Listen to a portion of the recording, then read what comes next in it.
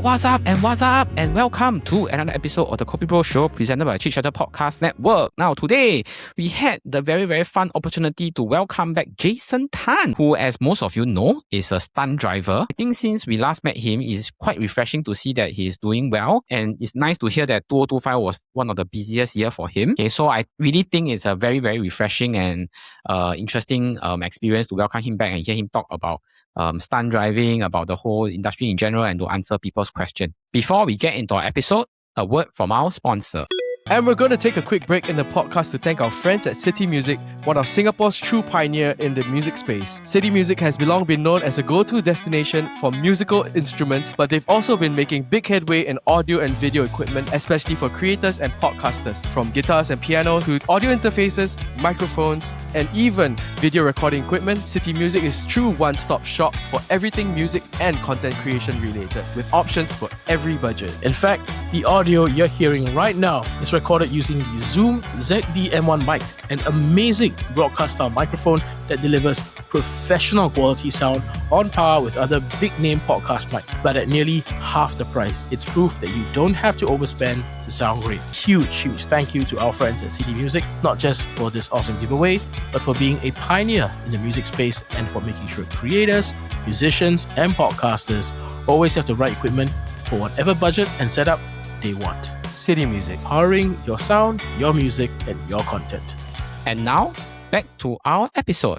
Now, today, we are back with our newest KopiBros episode format, where we are going to be bringing back past KopiBros guests, where you guys get to write in questions in our new Ask Me Anything series. And for our second episode of this series, very happy to bring back stunt driver Jason Tan. Hello, Jason. Hello, thanks for inviting me back. Yeah, so glad to be back to answer all the questions again. Yeah. It's been, I think, close to a year since I talked to you, Jason. Yes, correct. Close to a year. Yeah. So what have you been busy with like the past year, and what have you been doing? Basically, I've been doing exactly what I've been doing. Basically, doing stunts for TV and movies and stuff like that. Yeah. So a lot of dramas, a lot of commercial. In fact, 2025, right, coincidentally was one of the best years in my career. I think it's because slowly the local industry is more open to, car stunts, and having a stunt driver to actually, and my team, basically I have a team of stuntmen as well. So when they engage us on set, right, we can actually do the full package. So it will be more entertaining for the local films and stuff. Last time when you came on, you said that some projects were still in the making. You cannot say much, but since that 1 year, have any of these projects like finally came to light? Yeah. I think it's a drama show, Chinese drama, Channel 8. It's the longest car chase scene and drifting scene I've ever done. And also, if I'm not wrong, I don't want to anyhow claim, but I think in history of Chinese drama, it's one of the longest car chase scene. I see. It's seldom like 3 to 4 minutes of chase scene. It's crazy. 3 to 4 minutes on TV is really a long time. Very long. Yeah, it's really long. Normally, it's like car chase, then cut to the final crash, and that's it. No, this one was like, because you need to display, the actor is actually James, yeah. 活出好命来 Mediacorp Channel 8 one.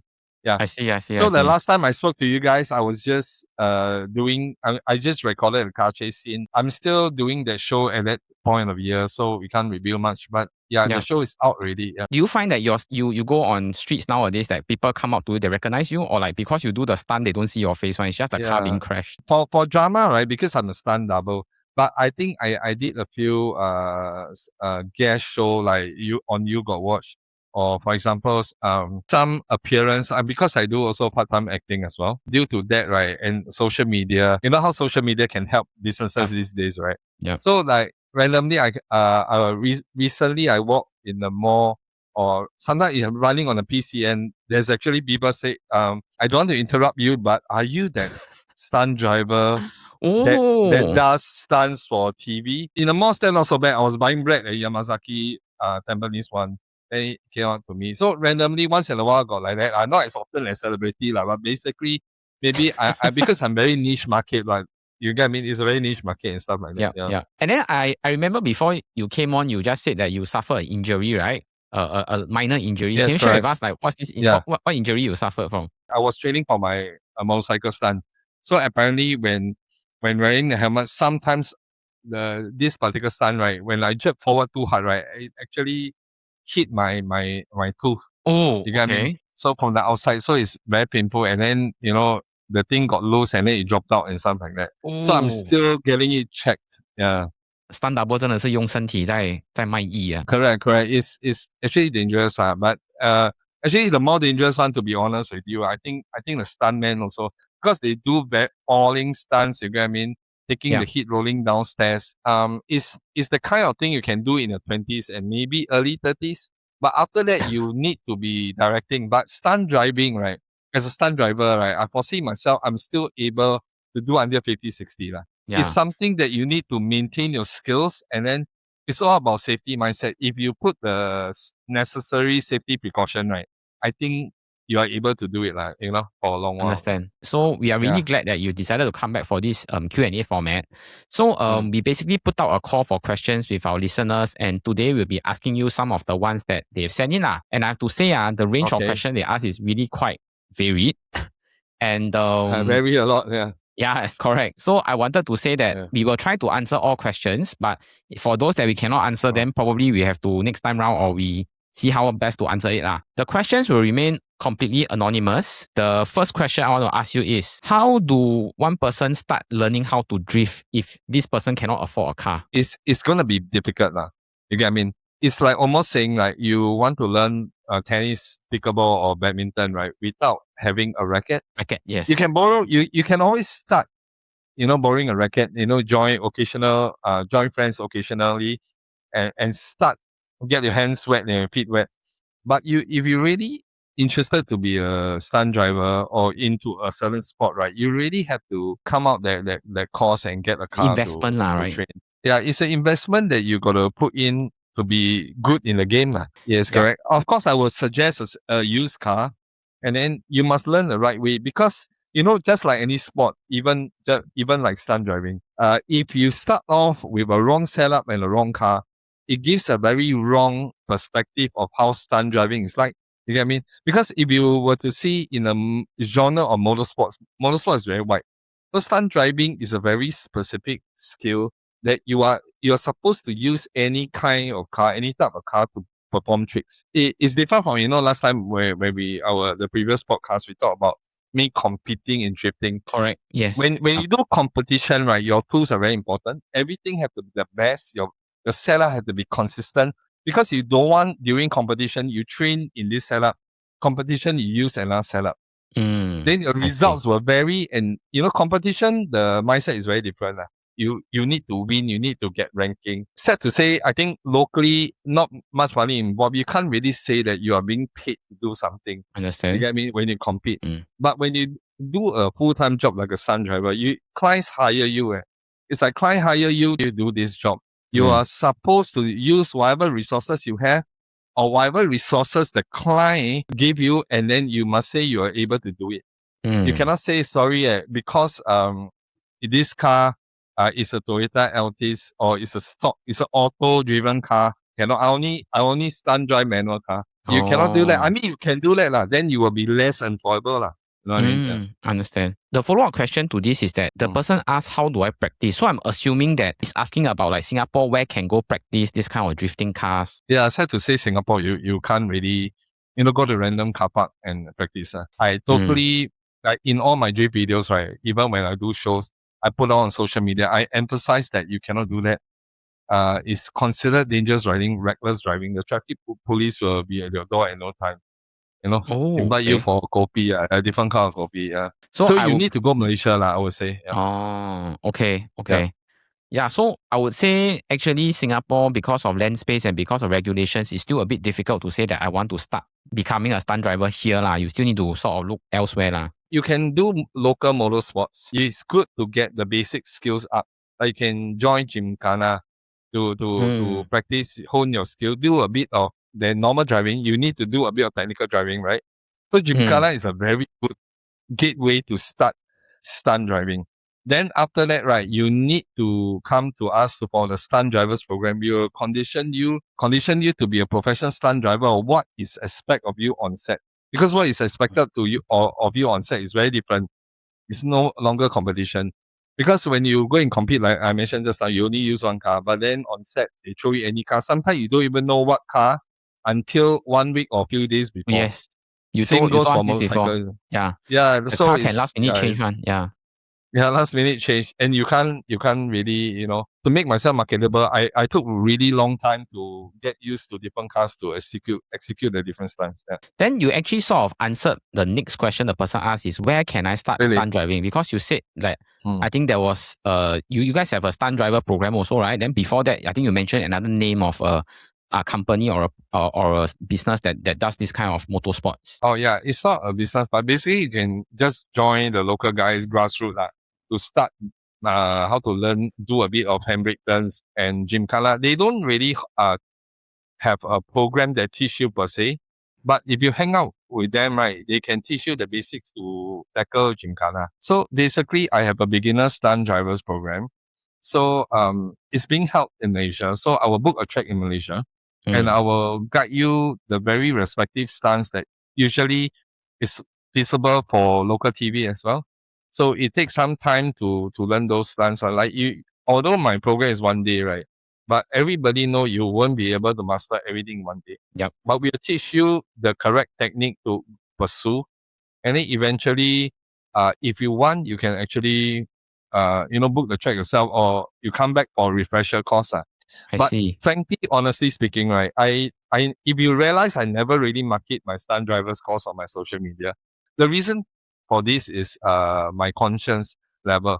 If the market don't require always for 5 to 6 stunt drivers in a set, right, I don't think I should market the course as if that they will get many jobs. You get what I mean?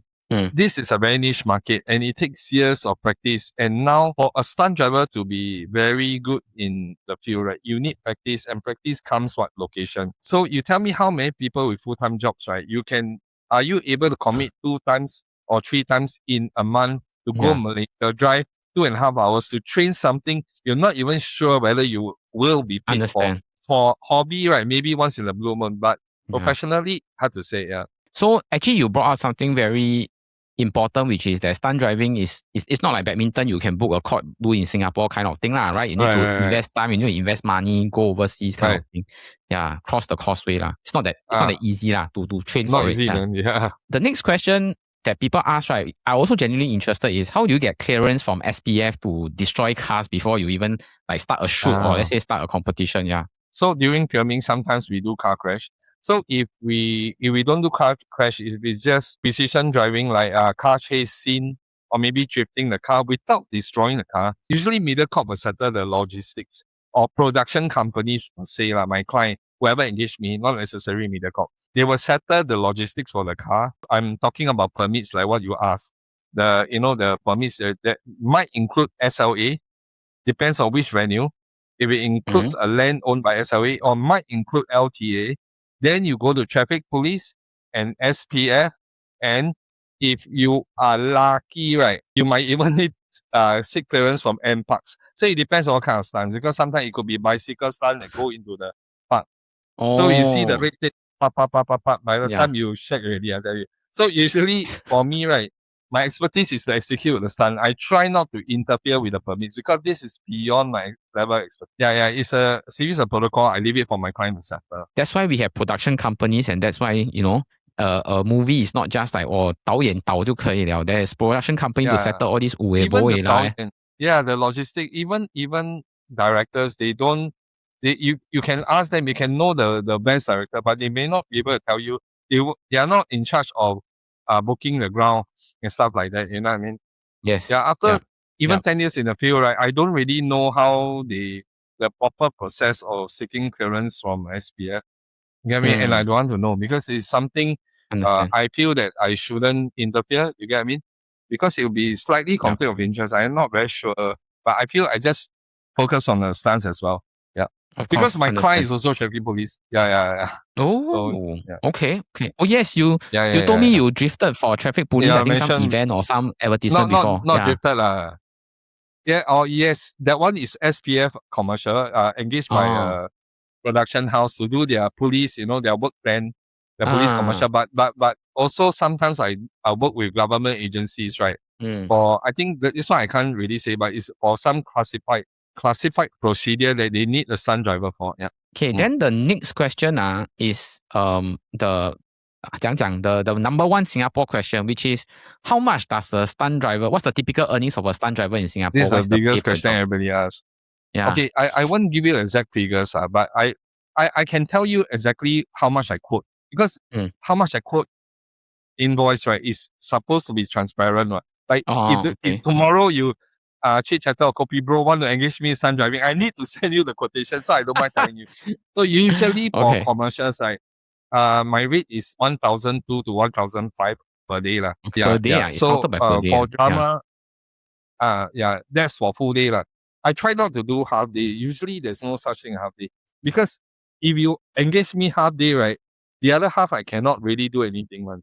Understand. Okay. You know what I mean? Like if you engage me from 1 o'clock onwards, right, then morning I go and do another shoot, then cannot be, right? So technically speaking, I usually would love to, unless I know the client have been engaging me, and due to, you know, certain projects, you know, they have budget issues, right? Yeah. I don't mind, you know, adjusting, because this is not an industry where you can lay down a menu of prices like a restaurant. Like if I cook you this dish, is this much. It can never be like that, because you want your clients to like you, and I love my clients as well. You need to also protect their rice bowl. When you protect their rice bowl and ensure their survival, they will ensure your survival. That's how I always believe. If I have to say, your quotation is much lower than expected. I thought for something like 这种玩命的 have to be... Okay, so 1,000 to 1,005 is for precision driving, car chase, drifting and stuff like that. If for car crash, right, then it depends really. I need to know the severity of the crash. It won't be as high as above 5K, to be honest with you. Oh, okay. Yeah, because this industry, right, this market, nobody has gone that level. Technically speaking, stunt driving compared to stuntman, right, is really, I'm already paid a much higher premium than most of the stunt people. It's not because my craft is more difficult, you know. Don't get me wrong. I also work with stuntmen. In fact, whatever they can do, I cannot do as well. And I sometimes I admire them a lot for their skill level. It's just that sometimes it's supply and demand. 因为 Singapore 没有几个 stunt driver, but 很多 stuntman, 你了解吗? When you got a lot of supply, you got a lot of stuntmen, of course you cannot go too high, then there will be competition. Yes, I will take this podcast to also emphasize, there's one message I really want to send out, that if you really want to protect, you want to maintain the quality of films and entertainment value of TV and in Singapore, right, you have to it's not about paying handsomely. You need to reasonably pay your stunt department, because if you don't, you every time cut prices, right? You know, just one, you know, the P&L, ROI and stuff like that. You will discourage them, and then eventually they will lose the interest in the trade, and then the good people will leave. Like in a company, you want to keep the good people, you want to keep the good employees. This is the same rationale, you know, except in the production industry. Just now you talk about like income and revenue and stuff, and then you brought up that you also have a stunt team that you work with, right? Or is it that you have your own stunt team that like you all work together for projects? It's not mine. So what happens is that in this in the local stunt industry, right, we all know each other. So sometimes I'm engaged by different action directors hire me. Like for example, if team A requires a stunt driver, they will call me. Team B, they have, but each team has its own stuntman. That's why I work in a very peculiar way. Stunt driving is it's a craft that a different stunt team will engage. So it's very difficult to say. You know, it's not like, you know, what you see on movies like, well, I belong to Jackie Chan's stunt team. I will not work for other stunt team. You know, the kind of vigor and the kind that we cannot work in this scale in Singapore, because if you want to stick to like, you know, like if I work with you, I don't work with him. If you want to do like that, right, you will be out of job, definitely. And then you will lose interest, like what I say, you will quit this line and then you will never get to breathe another day of being a stunt driver. Understand. Yeah, you have to work with everybody. You amicably, you have to be good relationship, good ties with everybody. Yeah. Okay. Okay, the next thing, right, is something I myself also find very interesting, because I also heard Jackie Chan talking about this, that people at that ask him like, 你做 stunt 不会怕的 man? He also say, I people, but I still have to jump. So how do you have to like train your mindset to approach stunts like without fear and do you adopt this in other areas of your life? Cannot compare with Jackie Chan. Jackie Chan comes from an era or an OG era, right, where they break bones. Yeah. Break bones and safety is not our first priority. Danger is our first priority. Yeah. And Correct. and whatever that is why his portfolio is so gao and he's very well respected. But in today's world, right, especially in Singapore, right, you want to be well respected, right? In fact, you need to go the other way around. Safety is your top priority. In a country like Singapore, when you put safety first priority, in fact, it's a merit on its own. Okay. You think about what I say. Yeah, We cannot do the Hong Kong OG style stuntman. No, it doesn't work in Singapore, and I believe it doesn't work in today's world with AI.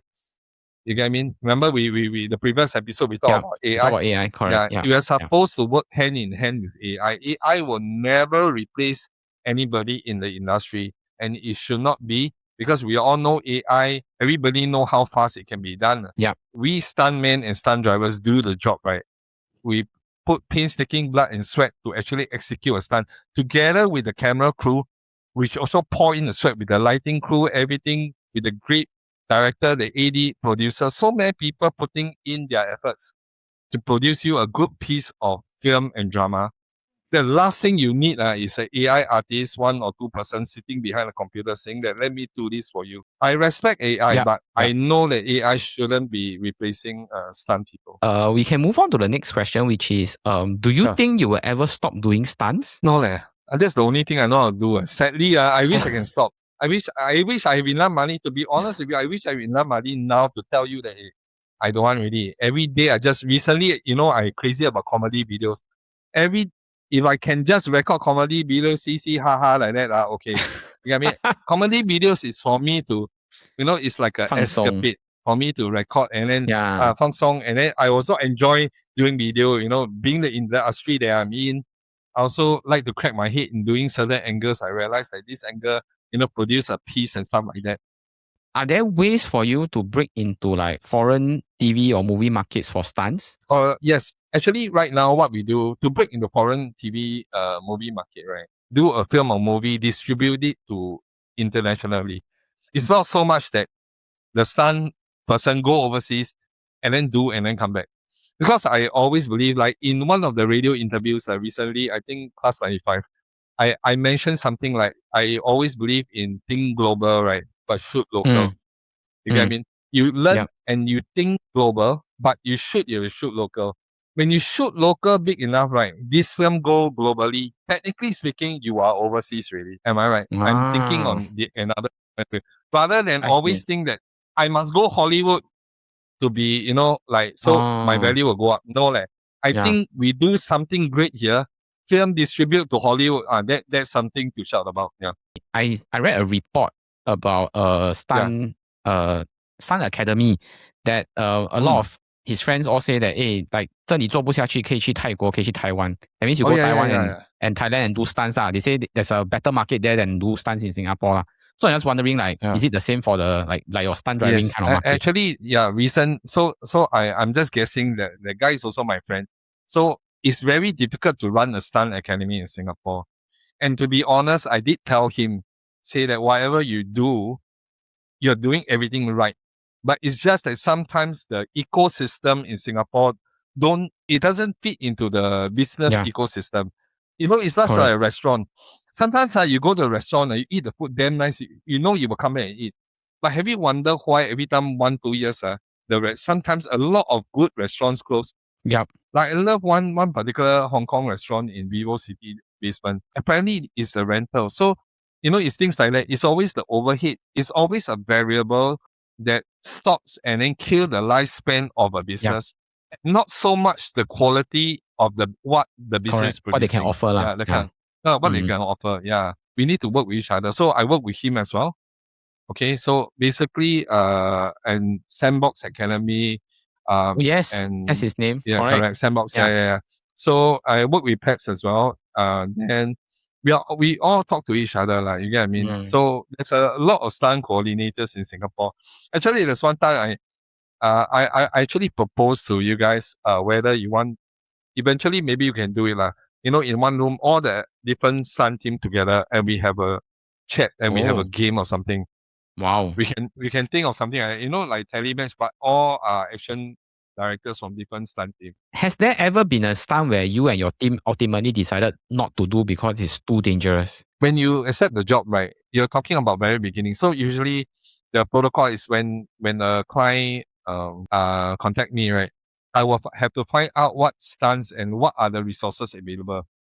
You get what I mean? Then I will assess whether this stunt is doable or not. A lot of times it's doable one.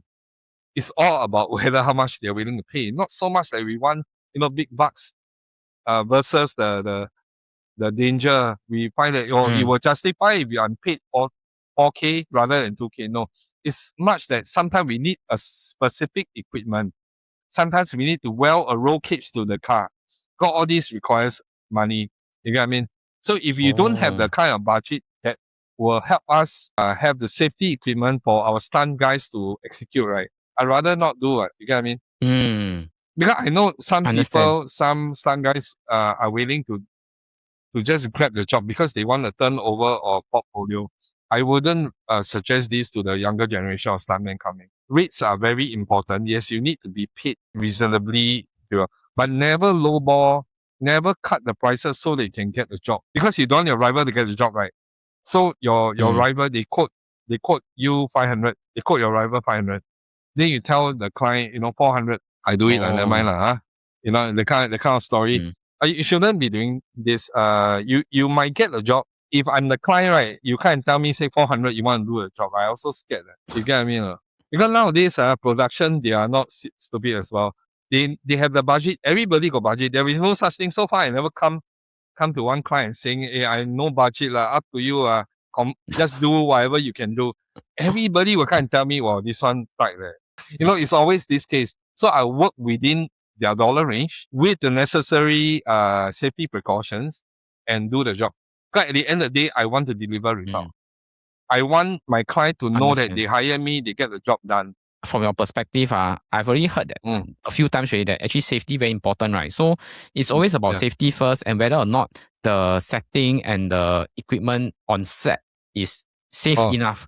不然你讲再多钱再少钱，你做了也是没有用啊。It's a waste of time and waste of money lah. Even if you let's say everything is there but no safety, So give you another example other than cars. Rigging. For example, rigging where stuntmen need to be rig wire rig, right? So because in the show they need to so-called fly to stunt double the actress, like a 古装戏, right? You need to fly or you need to fall from a height. Like I'm not sure you have seen a video circulating. There's this, maybe I can send you later. There's this guy who fall from a height. They miscalculated the cushion, the layout of the mattress. The bottom half of the torso on mattress, the top half, the head is on the concrete floor. Wow. Because they miscalculated the height. So it's things like that you cannot save on. They think that you can save, but you think about it, on that day, if this happened, right, you will lose more money, because the shoot have to stop. And it's bad publicity already, accident happen on set. The client will lose more money not incurring the safety precautions, rather than on that day when things happen, you need to stop. When you stop the shoot, I can tell you lose big money. Because rental of equipment and stuff like that, you still have to pay, but you cannot shoot anything. For that few bucks or for that few things, we miss something, then in the end, the whole big picture is even worse. You delay even worse, you get even more losses. Yes. When you come to big stunts like dangerous stunt or coordinating car chase like 3-4 car chase, right? Never go for comfort and convenience. I think local productions they are still not very accustomed to choreographing needs time to choreograph. You get what I mean? You need to train, you need to take recce, you need to go on site to see whether this choreography is feasible or not. So after that, then we talk about safety precaution. Because there's no such thing as you send me an email, right? I straight away tell you blah blah blah, or is this cost. It's very difficult. You get what I mean? And by doing that, some clients will think that is Jason familiar with the game? Why is it so slow that he didn't respond to me immediately? No, it's because I know that I need to recce the ground. I need to be very sure of, in terms of location, what I'm working with. I need to know the technicality of the stunt. because it's very easy to brush away for laymen. When they come to me, they say, this one very easy one. You just need to drive past. Don't hit the actor can already. It's never very easy to drive past somebody near me, don't hit the person. Oh, And okay. especially if I need to do 5 takes, you need a stunt Oh. driver to execute the kind of consistency. So don't tell me that it's very easy to 很容易的，很容易的。 because if it's very easy to do, you think they will spend money to hire you, they will do themselves already. Yeah. True. Okay, the last question is how competitive is the local market for stunt driver? Like, is there a lot of competition for this kind of job? I hate to say this, but I think so far I'm blessed to be the only professional stunt driver lah. The working professional stunt driver in Singapore. Okay, sure. But to be honest, sometimes you need 2 or 3 stunt drivers, right? They will engage my stuntmen who are also trained as precision driver, who's with me for many years doing car chase scene, Okay. precision driving. So that takes a bit of choreography, like pay her, like dance move. If a band of 3-4 dancers, right? Yeah. They will have to pay her the choreo, lor. Yeah. If you were not a stunt driver, what do you think you would be? I think I will just be a business owner. Exactly which industry, I'm not sure. Understand. To be honest, I did play a few ideas with my partner before. I like the idea of F&B business. But being surrounded by a lot of F&B bosses, brutal, right, man. it's not so simple as what I think. Yeah. Like a lot of people think stunt driving is easy because when they see my video, the in-car cam, all I did was pull and brake. Pulling handbrake, I believe anybody can see. The action is very simple. It's just correct. But there's a lot of details that go into it, like how much to pull, when to release, how many times you need to pull. A lot of people don't realize that even a simple action of pulling handbrake, there's also a tension, there's repetitive movement. It's never a one-time up and one-time down. Yeah. I see. So, and also to work together with steering wheel. So like back to your question, sorry I digress a bit again. In terms of business owner, right? I would prefer to I'm looking at like F&B. After years since the age of 21, I've never worked for anybody. I've been always running businesses. Self-employed small businesses are those that will not get me rich one. Again, I'm very used to working for myself. I think bluntly speaking, I'm very used to working for myself. Yeah. Since it's F&B, right? What do you think is the food concept that you want to be in business with? Basically, right, I like to sell what I like to eat, which is damn sad. I like the kaya toast. To be honest, I'm a super fan of Ya-Kun. Okay. When I say a super fan of Ya-Kun, I don't mean like weekend go Ya-Kun. I literally almost every alternate, if not every other day, my lunch and dinner had to end off with a cup of coffee or tea in Ya-Kun. I have the Ya-Kun app, literally. Hey, we should ask Ya-Kun to sponsor this episode. This episode is sponsored by. Yeah. Potentially, I'm a super fan of Ya-Kun. Yeah. So I have their app, so can collect points on. I drink so much coffee that every 3 weeks I can redeem for 1 coffee. Wow, that's a lot, leh. Yeah. That's a lot. Yeah. So like what I say, like curry chicken. Those local, Singaporeans feel say comfort food Yeah. Like chicken rice or curry chicken. Understand. But it has to be nice. Yeah. Because I compare with a few other joints, right? I think ultimately I still go to Ya-Kun. To be frank, I think sometimes the powder maybe suitable for our palates, like the coffee powder. Could be. Yeah. Okay, so I think we have learned a lot from you today, and of course, you're a very busy person. But to close off our episode, can you let our audience know where they can find you on social media? So, find me on Instagram, Stuntdriver.sg, or TikTok, Stuntdriver.sg as well. Yeah. Your Instagram has grown quite a bit since we last talked. Yeah. All thanks to you guys, and also over time, all this online presence is very important.